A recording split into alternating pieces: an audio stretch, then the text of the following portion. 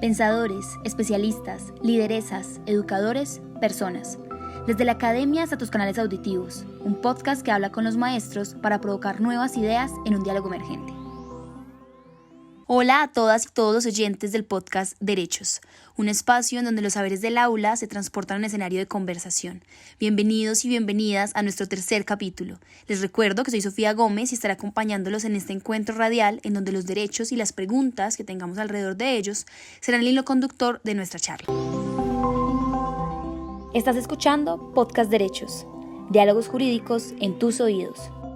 Bueno, para nuestro encuentro de hoy nos encontramos con María Joana Marín Maya, coordinadora de proyección social de la Facultad de Ciencias Jurídicas de la Universidad de Manizales, quien es abogada, asesora y profesora del programa de Derecho y quien lideró el área civil, familia del consultorio jurídico y Centro de Conciliación Guillermo Buritica Restrepo de la Universidad de Manizales durante 5 años. Además es profesora de Forense Civil Familia, quien además tiene una línea de interés en los derechos de los niños, mujeres y equidad de género. Joana, bienvenida a nuestro podcast. Hola Sofía, agradecerles el espacio y encantada de estar con ustedes aquí. Bueno, muchas gracias. Primero nos encantaría conocer y saber, ¿tú cómo nos definirías o explicarías los derechos de las mujeres? Es decir, ¿por qué se habla de unos derechos especiales para la mujer? Bueno, Sofía, y es importante hablar, cuando vamos a hablar de derechos de las mujeres, es importante tener en cuenta que estamos hablando netamente de una perspectiva de género, ¿no? Los derechos de las mujeres son derechos humanos y que se imponen por ende a las autoridades un montón de obligaciones, de respeto, de garantías y demás. Entonces, el Estado ahí asume, digámoslo de algún modo,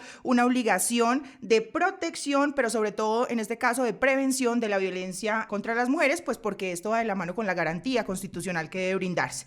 Entonces, así las cosas, cuando hablamos de derechos de las mujeres, casi que estamos hablando de que esto va a dar lugar a un impacto, digámoslo así, sobre las políticas públicas, en el sentido en que se deben respetar las diferencias, se deben acortar las brechas existentes entre hombres y mujeres para que efectivamente estemos hablando de un Estado que garantiza una igualdad o una transformación o todo lo demás libre de discriminación. ¿Y en qué momento o por qué surgió en ti ese interés por investigar o abordar los derechos de las mujeres, pero también la equidad de género y la violencia contra las mujeres? Bueno, Sofía, mira, ahí hay algo muy importante que hay que mencionar y es que la representación de las mujeres en la sociedad, pues hay que darle una mirada desde lo histórico, desde el ámbito histórico, sobre todo porque si bien ha sido reconocida desde todos los ámbitos de la sociedad como derecho humano fundamental, pues las mujeres y las niñas han sido considerablemente subrepresentadas, ¿no? Entonces, bajo esa mirada es que se han dado un desequilibrio de alguna forma a lo largo del tiempo que, como te digo, guardan precisamente o tienen un arraigo desde la normativa, desde la tradición patriarcal,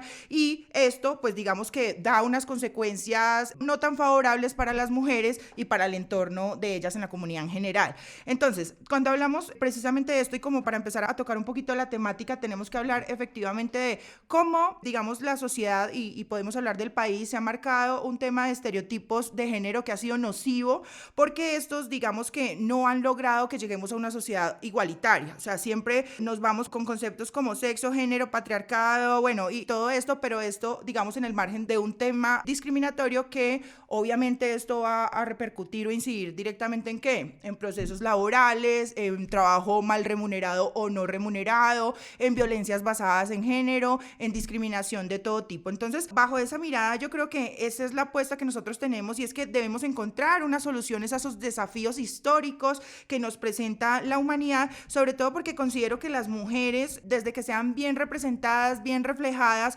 pueden cambiar la mirada y la perspectiva, digamos, y de progreso de humanidad. Hay que tener en cuenta algo y es que, digamos que, como te decía, esto va en el marco de lo histórico y si nosotros nos remontamos, por ejemplo, al tema de la iglesia, mira cómo nos vendían la idea de una Eva o una María. Entonces Eva era la mujer que le dijo a Adán que pecara, que cogiera la manzana y ya hay una responsabilidad, digamos, histórica sobre la mujer, pero adicional a eso, entonces María, ¿quién era? María es la mujer casta, pura, que no hace nada, que es súper santa y todo lo demás, librándonos pues acá un poco de, digamos, el tema religioso, pues porque no es que lo esté atacando, pero sí se crea un concepto generalizado de eso, de una culpabilidad que la mujer asume históricamente y que definitivamente va a enmarcar todo este tema de más bien desigualdad, equidad y todo lo demás. Entonces la mirada histórica respecto a la conquista de los derechos de las mujeres es bien fundamental y creo que ahí se debe ver.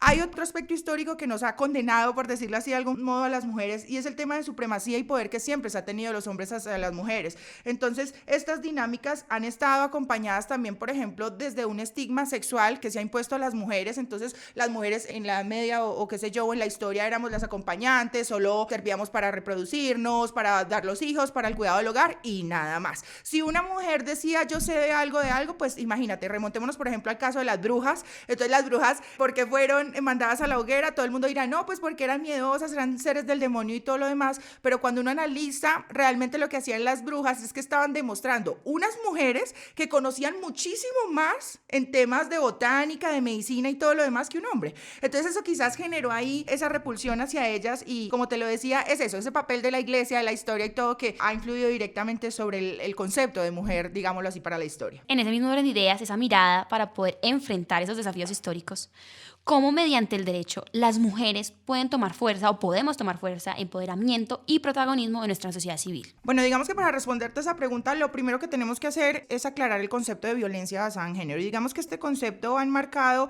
hacia que la violencia es aquella que se ejerce normalmente en relaciones de jerarquización entre géneros. Entonces, cuando tú me hablas de cómo superamos eso, yo creo que lo primero es romper esa barrera de superioridad que existe de una persona en razón de su género, por ejemplo, frente a las mujeres o incluyámoslo aquí, personas de la comunidad LGBTI. ¿Por qué? Porque eso, digamos que hace que ellos se aprovechen de esa condición para agredirlos, para discriminarlos o para negarles derechos. Cuando hablamos, y ya que me preguntas específicamente desde el campo del derecho, ¿qué pudiéramos hacer? Pues yo diría que se trata de eso, de darle fuerza a esas políticas públicas, a esas regulaciones normativas, a esos principios, declaraciones, legislaciones, tanto nacionales como internacionales, de reconocimiento al papel de la mujer en la sociedad. O sea, se trata es de eso, de empoderar a las mujeres y dejar que ellas adquieran ¿qué? Mejores condiciones de vida, que se les posibilite el acceso a nuevas formas de conocimiento, laborales, de oportunidades. ¿Por qué? Porque en la medida en que tengamos nosotras como mujeres la misma posibilidad o digamos esa igualdad de gozar de los mismos derechos, pues realmente ahí se va a notar un cambio diferencial para la sociedad. Lo otro, digamos que pensaría que es fundamental y a todos nos asiste, digamos hay un reto bien importante, es reconocer el aporte que las mujeres han tenido no solo para la producción y reproducción de la sociedad, sino también cómo las mujeres contribuimos, me incluyo, al desarrollo del país en todos los ámbitos. O sea, tú das una mirada panorámica y en las artes culinarias, en el periodismo, en lo que tú mires en la política, la participación de las mujeres yo creo que es un elemento fundamental, más allá de una cuota de género, porque también eso se ha desfigurado desde eso, ¿no? Ya cumplí, tengo una mujer y ya está.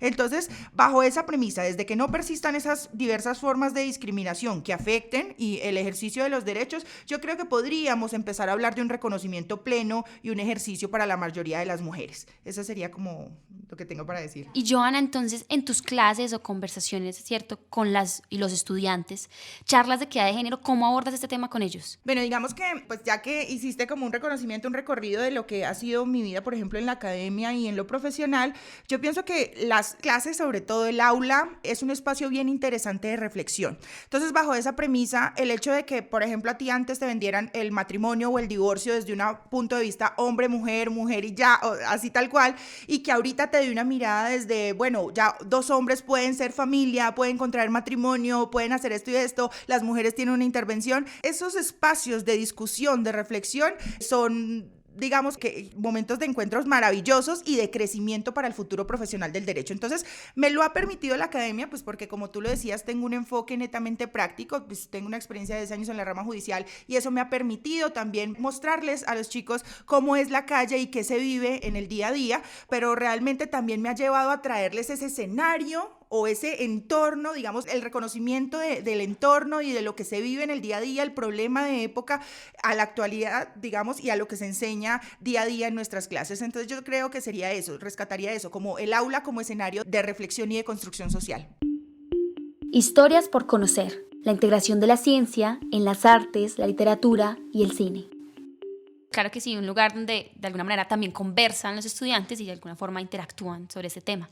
Para finalizar y poder de alguna forma interesar a nuestras y nuestros oyentes, te queremos pedir si de pronto puedes darnos una recomendación de una película, un libro o una charla TED que hayas disfrutado y que esté relacionado con ese tema del derecho. Bueno, Sofía, mira, realmente pues libros hay infinitos, tillas, pronunciamientos, jurisprudencia, o sea, leer una jurisprudencia, por ejemplo, en materia de reconocimiento de derechos es maravilloso, pues precisamente por todo ese recorrido histórico y todo el proceso reflexivo que se tiene allí, pero yo diría que les recomiendo, pues dado que estamos en la onda digital y todo lo demás, les recomiendo, sobre todo para el tema específico que venimos conversando, un documental, un espacio, digamos, que pueden encontrar en YouTube de muy fácil acceso, que se denomina La sociedad aún no entiende lo que es la violencia de género. Allí una educadora social que se llama Marina Marroquí expone toda su experiencia de violencia basada en género, como ella ni siquiera sabía que estaba siendo objeto de violencia y después todo ese proceso de transformación y lo que generó en ella. Entonces me parece que la mejor forma de entender la violencia de género definitivamente tiene que ser viéndose este video. Joana, muchas gracias por tu recomendación. Evidentemente queremos verlo y compartir después contigo conversaciones con respecto a lo que percibamos en este documental. Gracias de nuevo por estar en nuestro podcast y de alguna manera por ampliarnos las conversaciones sobre el derecho. Gracias a ustedes, excelente iniciativa, de verdad que qué rico que se generen estos espacios de conversación en torno a esas nuevas miradas del derecho, de enseñanza del derecho, de práctica del derecho. Entonces lo celebro ampliamente y pues nada, aquí estaremos nuevamente cuando me vuelvan a invitar. Muchas gracias. Bueno, y para finalizar, queremos recordarles que estaremos conversando sobre derechos cada 15 días en la primera temporada de este podcast educativo. En el próximo capítulo conversaremos con Juan David Jurado Campo sobre libertad de culto. El derecho a la libertad de culto es el derecho a yo pensar lo que yo quiera y a poder expresar lo que yo quiera sin afectar a otro. Este programa fue realizado con el apoyo de la Universidad de Manizales, acreditada de alta calidad, y los laboratorios de radio de la Universidad de Manizales. Recuerden que pueden escribirnos al correo podcast@umanizales.edu.com y que pueden encontrar todos nuestros capítulos en nuestra cuenta de Spotify y YouTube, además de la página de la emisora de la Universidad Manizales, umfm.com.co. Hasta un próximo encuentro. Esto fue Podcast Derechos. Diálogos jurídicos en tus oídos. Si te interesa la investigación en teoría del derecho, derecho constitucional o derecho y medio ambiente, estudia la maestría en Derecho de la Universidad de Manizales, primera maestría del Eje Cafetero. Ingresa a www.manizales.edu.co y realiza tu inscripción. Vigilada por el Ministerio de Educación Nacional.